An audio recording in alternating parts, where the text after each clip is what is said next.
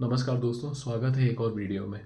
आज हम बात करेंगे टोल टैक्स के बारे में। तो इससे पहले कि हम अपनी बात चालू करें, आप ये वीडियो देखिए।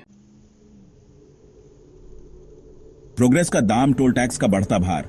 इंडिया में हाईवे पे ड्राइविंग करना दिन ब दिन महंगा होता जा रहा है। टोल टैक्स जो पहले कभी कभी लगते थे, अब हर जगह दिखते हैं। नई चमचमाती सड़कें अच्छी हैं, लेकिन किस कीमत पे? आम आदमी को तो एक्सपेंसिव की मार पड़ रही है। सरकार कहती है इंफ्रास्ट्रक्चर के लिए टोल जरूरी है, नई सड़कें, अच्छी मेंटेनेंस, सब में पैसे लगते हैं। लेकिन क्या ये टोल सही में जस्टिफाइड है? क्या हम प्रोग्रेस के लिए सही दाम चुका रहे हैं? रोज का संघर्ष, आम आदमी और टोल टैक्स का बोझ। जरा सोचिए, आप रोज काम पे गाड़ी से जाते हैं, आते जाते दोनों तरफ टोल प्लाजा, यानी हर रोज 2 टोल। अब इसे महीने भर का जोड़ लीजिए। आपकी सैलरी का कितना बड़ा हिस्सा बस काम पे आने जाने में चला जाता है। बात सिर्फ पैसों की नहीं है, समय की भी है। टोल बूथ पे लंबी लंबी लाइनें आम बात है। आप फंसे रहते हैं, गाड़ी का इंजन चालू, कीमती समय और फ्यूल दोनों बर्बाद। रोज का सफर एक स्ट्रेसफुल और महंगा काम बन गया है। आखिर पैसा जाता कहां है? टोल कलेक्शन में ट्रांसपेरेंसी। हम इतना पैसा देते हैं, लेकिन यह पैसा जाता कहां है? यही सबसे बड़ा सवाल है। सिस्टम में पारदर्शिता की कमी है। हमें नए नए टोल बूथ तो दिखते हैं, लेकिन प्रॉमिस्ड इंप्रूवमेंट्स कहां हैं? लोगों को अकाउंटेबिलिटी चाहिए। हमें क्लियर इंफॉर्मेशन चाहिए कि टोल का पैसा कैसे यूज हो रहा है। प्रॉपर ऑडिट्स, पब्लिक डेटा और क्लियर कम्युनिकेशन से सिस्टम में ट्रस्ट और पारदर्शिता आ सकती है। हर कदम पे टोल प्लाजा, ऐसा लगता है जैसे हर कुछ किलोमीटर पे एक नया टोल बूथ खुल गया है। ये सिर्फ इनकन्वीनियंट नहीं है, इलॉजिकल भी है। एक ही रास्ते पे कई टोल पड़ने से लंबे सफर बहुत महंगे हो जाते हैं। इतने सारे छोटे छोटे टोल की बजाय कम टोल रखें और रीजनेबल रेट्स रखें तो ये ज्यादा एफिशिएंट होगा और कम्यूटर्स पे भी बोझ कम होगा। तो दोस्तों, ये वीडियो देख के क्या समझ में आता है? ये मैंने कुछ पॉइंट्स लिखे हुए थे। टोल टैक्स से कितना ज़्यादा प्रॉब्लम होता है एक मिडिल क्लास आदमी को। आप सोचिए कि अगर आपको कम्यूट करना है 2 सिटीज़ के बीच में, उसके बीच में 2 से 3 टोल टैक्स हो जाते हैं अगर आप 200-250 किलोमीटर ट्रैवल कर रहे हो तो।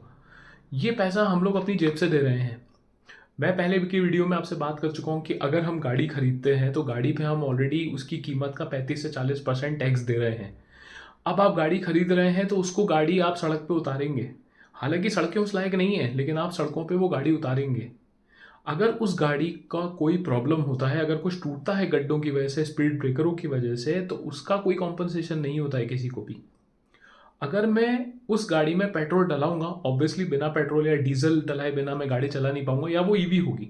लेकिन अगर मेजोरिटी लोगों की बात करें, अगर वो गाड़ी में अगर अभी भी पेट्रोल या डीजल डलवा रहे हैं, तो आप सोचिए कि वो ऑलरेडी 50 से 60% पैसा, या सिर्फ उस पैसे का परसेंट, वो सिर्फ टैक्स के बारे में दे रहे हैं या टैक्स के हिसाब से दे रहे हैं। इतना पैसा अगर आप ले रहे हैं तो उसके हिसाब से आप उसमें इंफ्रास्ट्रक्चर डेवलप कर सकते हैं।